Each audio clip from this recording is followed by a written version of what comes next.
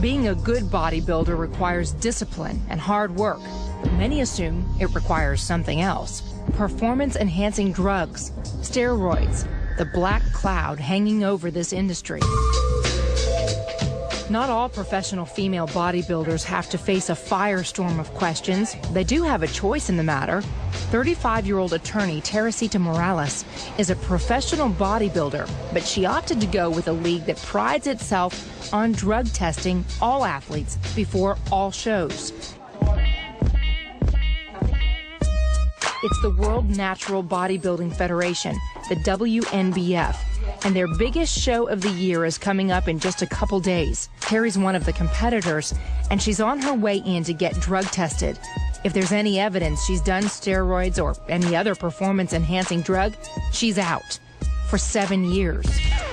You can't compete forever, and I think a lot of times you really have to be very selective with what you use and put into your body. So I look for things that won't give any long-term effects. So you go with the natural way, obviously, and you don't have to worry about things like that. It's a simple message. We create a level playing field for athletes to compete in. You're natural, you want to compete on a level playing field where everybody's tested and treated equally, that's us. Aside from the drug test, today is also the weigh-in. That's the part that has Terry nervous. She's had to drop a couple of pounds in the last 24 hours to make her desired weight class, and that has taken its toll. Just a little under the weather.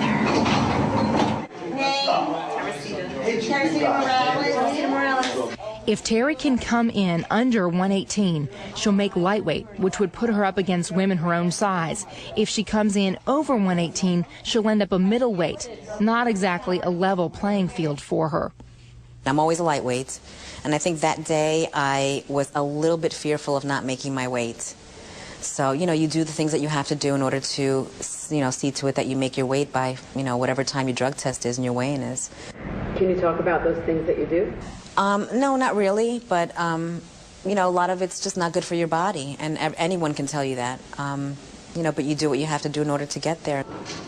Dr. Harrison Pope of Harvard Medical School, who has studied female bodybuilders for years, found that many of his subjects used diuretics to drop weight, which can be extremely harmful to the kidneys, even fatal.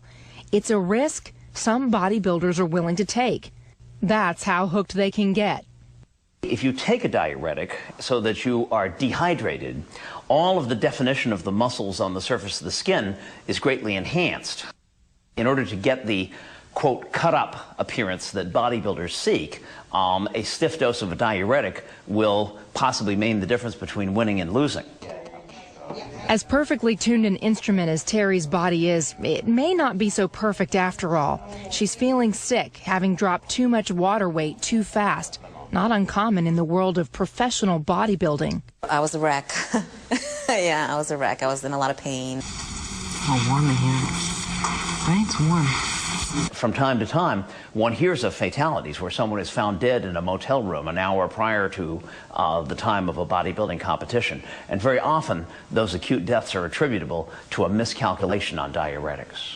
Teresita? The WNBF's drug testing consists of a urine test, which is highly accurate, but there are ways around it. To complement the urine test, there's also a mandatory lie detector test, though that's only about 90% accurate. Okay, question number one. Is your first name Teresita? Yes. It's not, as far as whether or not I'm going to pass or fail it, that's not, I don't worry about that. Are you attempting to lie to any of the questions we are going to review? No.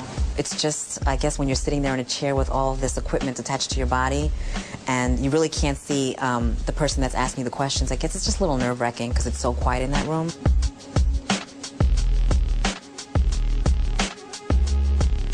And you passed. Excellent. We just completed the polygraph, and I need to get weighed and then do my urine test, but I still don't have the urge, so I think I'm going to wait a little while for that. Finally, nature calls. Yeah, I have to go. Oh, I'll have to go like right now. Oh, I gotta go. Teresita?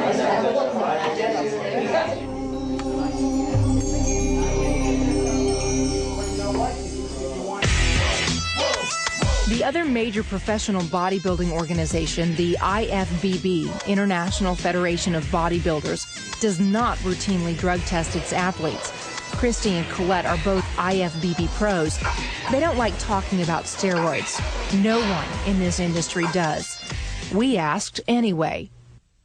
What's unfortunate in today's political environment is that if you are breaking Olympic records, if you are hitting too many home runs, if you're a woman who's decided to build up their body, you must be taking steroids. You must be. I think it's prevalent in every sport, but with us, it's just more obvious. Steve Wennerstrom, a longtime supporter of female bodybuilding, is editor-in-chief of Women's Physique World and historian for the IFBB. He says when it comes to performance-enhancing drugs, bodybuilders are no different than any other type of athlete. I would be naive to say that steroids doesn't exist in women's bodybuilding.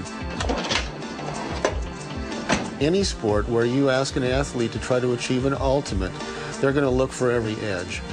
And just as it is in every sport, not every single woman bodybuilder is taking steroids. People don't realize how many hours a day we spend in the gym, how much protein we consume to build muscle, and you know, it's a very slow process. If you just put on a couple pounds a year, you know, 10 years down the line, you're going to have 20 pounds more muscle, which is a tremendous amount for a female frame. So what's the bottom line? Are they or aren't they? The answer is, we don't know. We didn't see any women injecting steroids, and certainly no one would admit to taking them in today's political climate, especially not to us. What we do know is the prize money in the IFBB is substantially higher, up to $30,000 for a win, as opposed to the WNBF's $2,000. We know there seems to be a difference in muscularity between the two leagues. And we know steroids can be hazardous to one's health, but some are still willing to take the risk for the sport they can't live without. I've heard a story where a group of athletes were asked if they were given a drug that would guarantee a gold medal in the Olympics, but it would also guarantee that they would die after exactly 5 years. Would they take the drug? And surprisingly, a large percentage of athletes answered yes, that they would take the drug. Perhaps there is some basic instinct which drives people to accept these very high risks when they get into that level of competition. So again, do they or don't they? That's something only the women themselves know, and maybe we never will. When we come back, what's the real key to being a successful bodybuilder? Sticking to a diet most would find impossible. I went to my best friend's wedding in Texas, and I took 101 pieces of chicken on the plane with me to the hotel.